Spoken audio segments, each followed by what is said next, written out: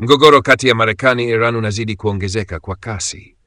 Kwa mujibu wa vyanzo vya Israeli vilivyonukuliwa na Daily Mail, Marekani na Israel huenda zikafanya mashambulizi dhidi ya Iran katika wiki zijazo. Uamuzi huu wa kijeshi unahusishwa na wasiwasi unaongezeka kuhusu mpango wa nyuklia wa Tehran na shughuli zake za kikanda zinazoongezeka. Tensioni katika Mashariki ya Kati zimeongezeka sana kufuatia tamko la Rais wa Marekani Donald Trump mwishoni mwa Machi, akitishia Iran na shambulio la kijeshi lisilo na kifani na vikwazo vikali zaidi iwapo Tehran itakataa kuingia kwenye mazungumzo kuhusu makubaliano mapya ya nyuklia.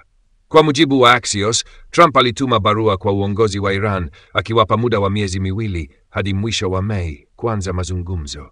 Barua hiyo ilielezwa kuwa na msimamo mkali, na Trump alieleza wazi kuwa matokeo ya kukataa yangekuwa mabaya sana.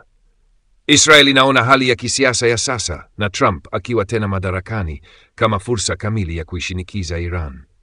Kwa mujibu wa maafisa wa Israeli, wakati kama huu huenda usije tena. Wanaeleza pia maendeleo ya mpango wa nyuklia wa Iran, ambao kwa mtazamo wao unakaribia hatua muhimu inayozua hofu katika jamii ya kimataifa.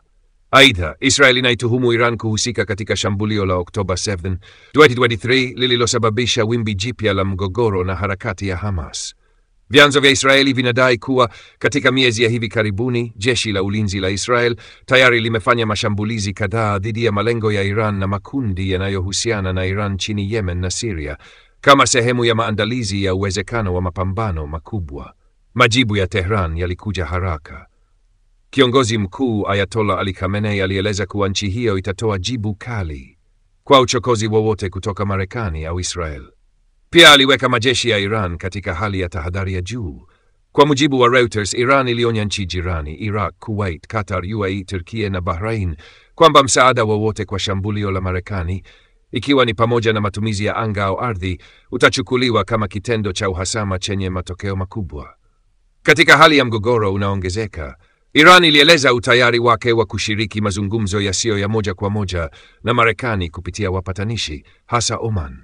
Waziri wa mambo ya nje wa Iran, Abbas Araghchi, alisema nchi hiyo iko tayari kujadili mpango wake wa nyuklia na vikwazo chini ya masharti ya kuaminiana, lakini alikataa kurudi kwenye masharti ya makubaliano ya awali, akieleza kuwa Iran imepiga hatua kubwa katika uwezo wake wa nyuklia. Kwa mujibu wake, Tehran itachukua hatua kulingana na misingi ya kulinda uhuru wa kitaifa. Licha ya Khamenei kukataa mazungumzo ya moja kwa moja na Washington, Rais wa Iran Mahmoud Pezeshkian ameonyesha nia ya mazungumzo, akisisitiza haja ya mazungumzo ya usawa bila vitisho au shinikizo.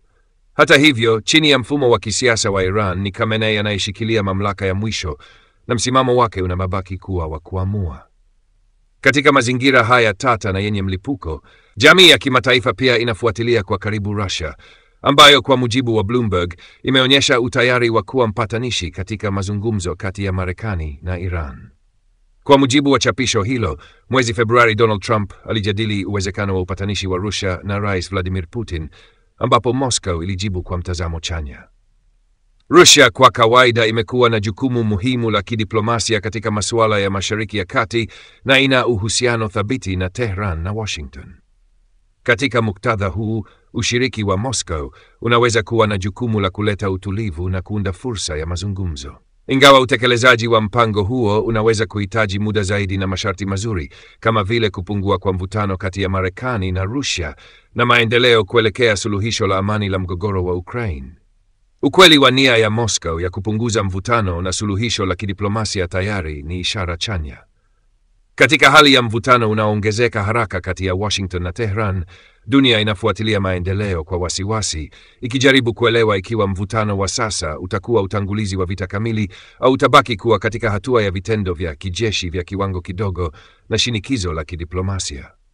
Ishara zinazotoka Marekani, Israel na Iran zinaonyesha kuwa hali iko kwenye ukingo, na kosa lolote linaweza kusababisha mgogoro mkubwa wa kikanda wenye athari zinazozidi Mashariki ya Kati na huenda kuathiri muundo mzima wa usalama wa kimataifa.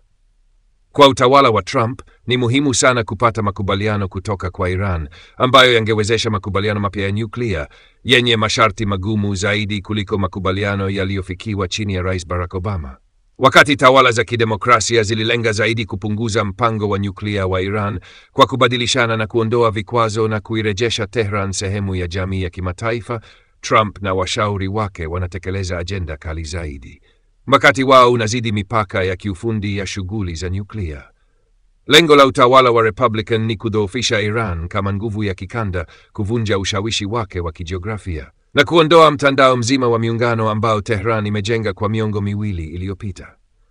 Lengo kuu la mkakati huu ni kupambana na kile kinachoitwa Hilali ya Kishia, mtandao wa mahusiano ya kisiasa, kijeshi na kiitikadi unaojumuisha Iraq, Syria, Lebanon, hasa kupitia Hezbollah, na Yemen kupitia Wahouthi.